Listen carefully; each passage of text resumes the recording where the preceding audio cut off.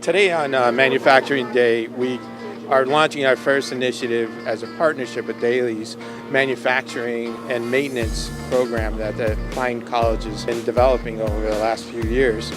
We struck an interest in developing a partnership with them as it serves both purposes of one, us helping develop the manufacturing community of having future leaders and future skills, and also giving insight to the Daley College to what things are important. So the students are studying both the right things for the manufacturing plants that are interested into their program.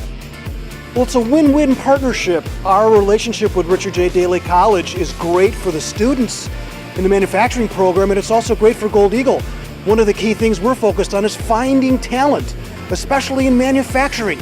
There's jobs available. Manufacturing is alive and well and vibrant here in Chicago, and the next generation is right down the road at Daley College.